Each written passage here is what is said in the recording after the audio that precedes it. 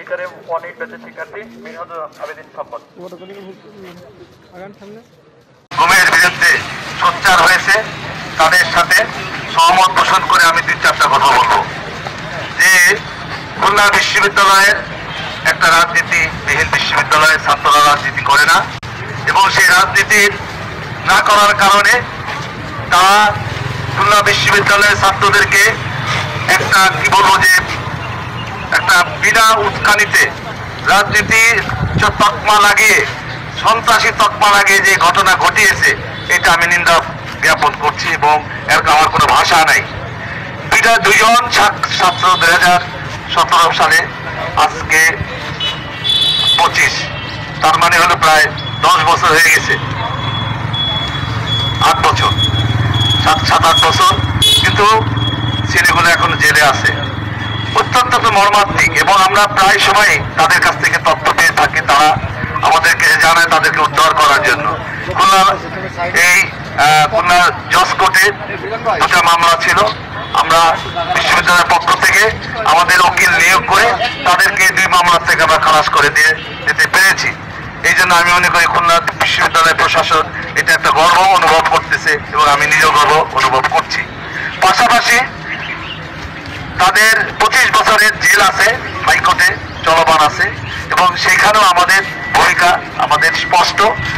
তারা বলেছে যে খুলনা বিশ্ববিদ্যালয় থেকে একটা প্রতিবেদন যেতে হবে, সেই প্রতিবেদনের একটা তদন্ত প্রতিবেদন, সেই তদন্ত প্রতিবেদন আমরা শেষ পর্যায়ে নিয়ে এসেছি। খুব শীঘ্রই আমরা তদন্ত প্রতিবেদন প্রকাশ করব, এবং বিশ্ববিদ্যালয়ের পক্ষ থেকে যে তাদের ফ্যামিলিকে কাছে এবং তাদেরকে ছাড় করানোর জন্য যা কিছু বলা দরকার, যা কিছু করা দরকার, সেই প্রতিবেদন অবশ্যই থাকবে। ইতিমধ্যে সাবেক উপাচার্য তারাও একটা সাক্ষাৎকার নিয়েছে, কিন্তু সেটা সাক্ষাৎকার বলতে নারাজ। তার কথা হলো যে সে শুনতে পেরেছে এরকম 2 জন ছাত্র, আমি আমার কাছে যে ইমেলটা যেটা আসে সেটাই আমি কথা বলতেছি, যদিও সে এটা নিয়ে হয়তো সে উষ্মা প্রকাশ করতেই পারে, যেহেতু আমি আকাশে কোনো মাধ্যমে এই তথ্যটা এসেছে, সেই কথাটা আমি না বললেই নয়। এবং তিনি যেটা বলার চেষ্টা করেছেন সেটা হলো যে এরকম তার কাছে পুলিশ এসেছে, তার বাসায় এসেছে, বাসায় আসার পরে এরকম কয়েকজন ছাত্র তারা এই জঙ্গি হিসাবে তারা হলে আছে এবং তাদেরকে সে ধরতে চায়। তার কথা হলো সে বলতেছে যে না, এটা ধরা যাবে না, এবং বিশ্ববিদ্যালয়ের মধ্যে এই ধরনের হুকুম আমি দিতে পারি না। কিন্তু পরে নাকি শুনতে পাচ্ছে সে ওই ছাত্রগুলো গুম হয়ে গেছে এবং তাদেরকে জেলে পাঠানো দেওয়া হয়েছে। এটা একটা অবিশ্বাস্য কাহিনী, এই কাহিনী কেউ বিশ্বাস করবে না। কেন ওই সময় আমরা জানি এই বিশ্ববিদ্যালয়ে একটা ভয় ভীতিকর অবস্থান ছিল। আপনারা সবাই জানেন যে মুগ্ধ যখন মারা গেল, মুগ্ধর জন্য জানাজার জন্য এখানে যখন ছাত্র এসেছিল, সেই মুগ্ধর জানাজার আগে মসজিদেও কিন্তু বলতে পারে না এই প্রশাসন যে সে গুলি খেয়ে, পুলিশের গুলি খেয়ে মারা গিয়েছে। এবং আমি এখানে আমি চাক্ষুষ সাক্ষী, আমি যখন ঢুকতে চাচ্ছিলাম সেখানে তখন আমাকে ঢুকতে দেওয়া হয় নাই, এবং আমার পুলিশের সাথে বর্ষা করে এবং ঝগড়া করে কিন্তু আমাকে ঢুকতে হয়েছে এখানে। যখন শুনলাম যে জানাজা পড়তে দিবে না, তখন আমি বললাম যে জানাজা না পড়তে দেবে ইমাম সাহেবকে আমি ডাকবো কিনা। তখন যেখানে স্বাস্থ্য বিষয় পরিচালক স্যার আপনার টাকা দরকার নেই, আমি রাখছি।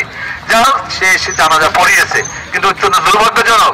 কিন্তু কোনো শোক বার্তা বিশ্ববিদ্যালয়ের পর থেকে কোনো ধরনের একটা লিখিত বক্তব্য কোথাও এটা বিশ্ববিদ্যালয় কর্তৃপক্ষ জানায় নাই, এবং কোনো সংহতিও জানায় নাই।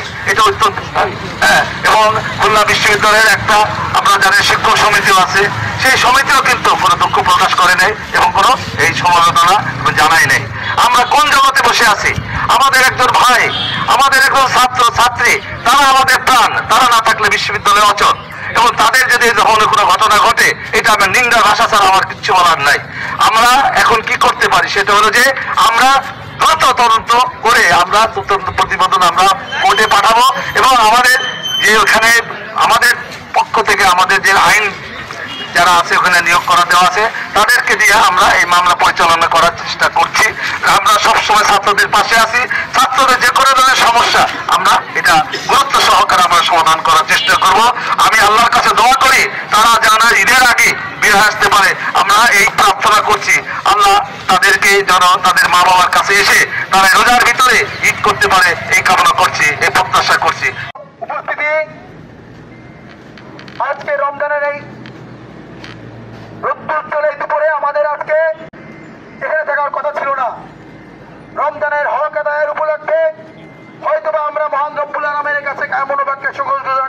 আমরা